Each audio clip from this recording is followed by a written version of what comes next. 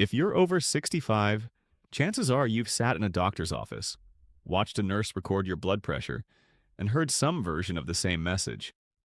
That number needs to come down. Maybe you were told to get below 130 over 80, or simply informed that your blood pressure was a little high and medication might be necessary. Like many older adults, you probably accepted that advice without much question. You trusted the recommendation, went home, started a new prescription, cut back on salt, exercised more, and worried a little more because the message seemed straightforward. Lower blood pressure is always better. But there's an important part of the story that many seniors never hear. For a significant number of adults over 65, the idea that lower is always better isn't just incomplete. It may actually be misleading. Over the past several years, research published in major cardiology journals has painted a far more nuanced picture of blood pressure management in older adults. Yet millions of seniors continue to be treated according to rigid targets that were largely developed from studies involving younger, healthier participants. Today, let's look at what leading heart health organizations actually recommend, why blood pressure goals become more complicated with age, and why lowering blood pressure too aggressively may carry risks that many patients never hear about. Current American guidelines recommend a blood pressure below 130 over 80 for most adults with hypertension. Some experts even suggest that lowering the top number, systolic pressure, below 120 may provide additional protection against heart disease and stroke. However, there's an important detail buried within those recommendations.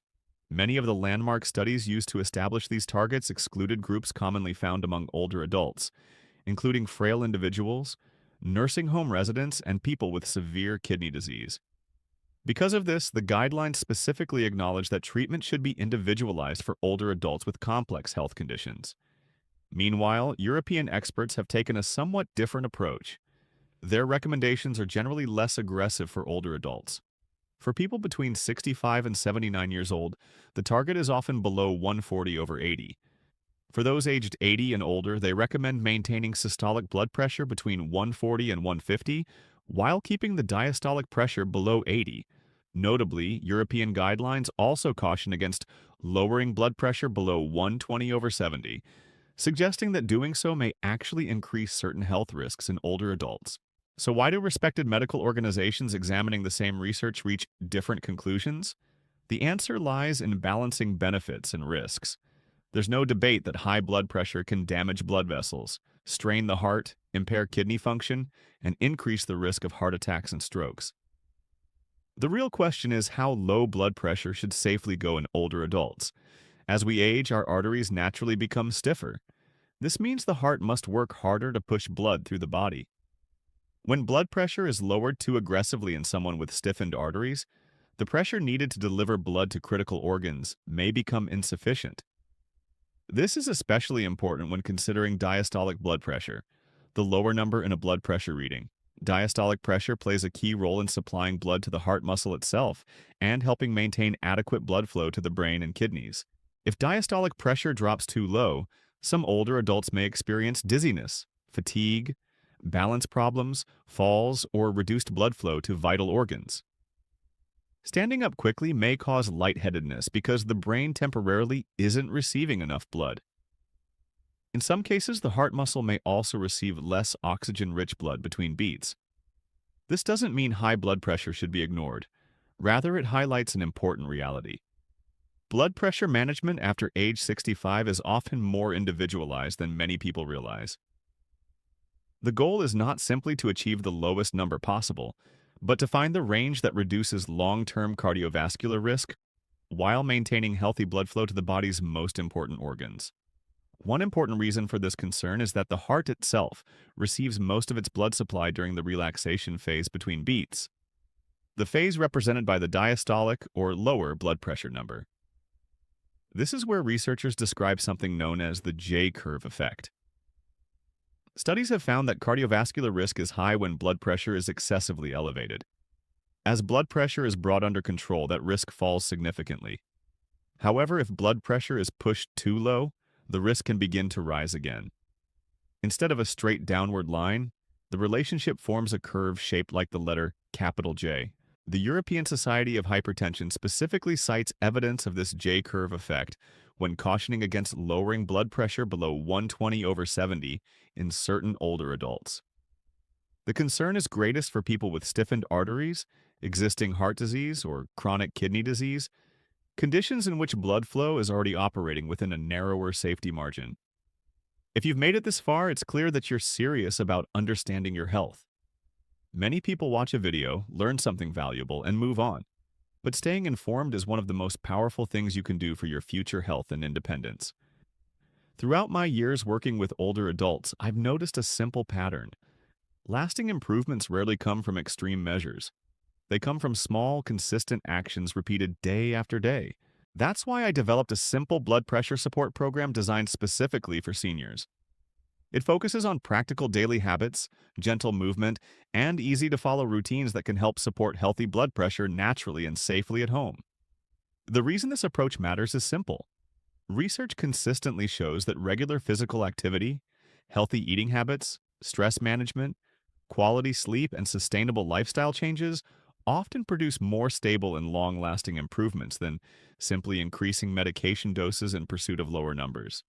Because the goal isn't to achieve the lowest blood pressure possible, the goal is to reach a level that protects the heart, brain, kidneys, and blood vessels, while still maintaining healthy circulation to those vital organs. Finding that balance often depends on daily habits just as much as medication. Many older adults who have adopted these routines report feeling more confident about managing their health, more comfortable understanding their blood pressure readings, and less anxious about day-to-day fluctuations. For most, success didn't come from making dramatic changes. It came from following a clear plan consistently. Now let's address the practical question that many people are asking. What is the ideal blood pressure after age 65? The most accurate answer is that it depends on the individual, and that's not an attempt to avoid the question. In fact, it's exactly where modern medical guidelines have arrived. Current research suggests that for most healthy, active adults over 65 who are not frail, have no significant history of falls, and tolerate treatment well.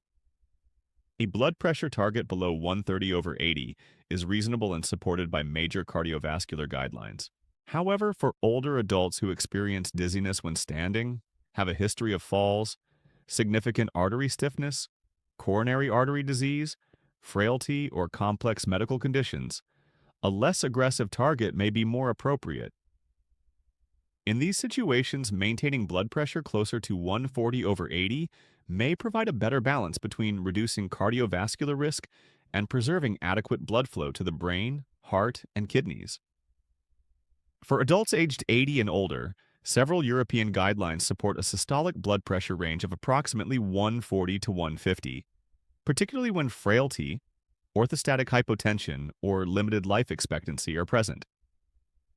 The key takeaway is that blood pressure management after age 65 should not be based on a single number that applies to everyone. The safest and most effective target depends on your overall health, medical history, symptoms, medication tolerance, and personal risk factors. In other words, the best blood pressure is not necessarily the lowest one. It is the one that keeps you protected while allowing your body to function at its best. One number that deserves special attention, especially as we get older, is the diastolic blood pressure, the lower number in your reading. Both major European guidelines caution against lowering diastolic pressure below 70 millimeters of mercury. If your readings consistently show a diastolic number under 70 while taking blood pressure medication, it's worth discussing with your doctor, particularly if you have a history of heart disease. Why does this matter? Because the heart receives most of its own blood supply during the relaxation phase between beats, and that phase is reflected by the diastolic number.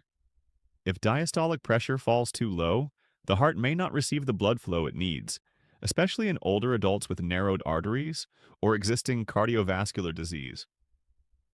So what should you ask at your next appointment? Here are 3 important questions that can help create a treatment plan tailored specifically to you. First, given my age, medical history, risk of falls, episodes of dizziness, and other health conditions, what blood pressure target is most appropriate for me personally? Not just for the average patient. Second, what is my current diastolic blood pressure? And is it consistently staying above 70 millimeters of mercury? Third, are the benefits of pursuing a lower blood pressure target supported by evidence for someone with my specific profile, including my age, kidney function, heart health, and level of physical frailty?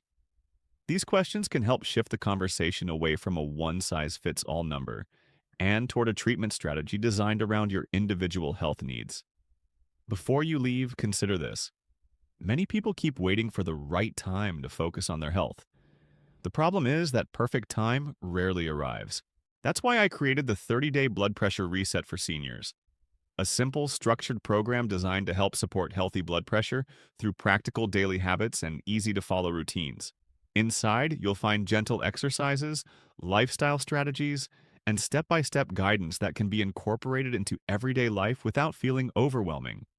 The goal isn't perfection, it's consistency. Many older adults who have followed these routines report feeling more confident about managing their blood pressure, more in control of their daily habits, and less stressed about their readings.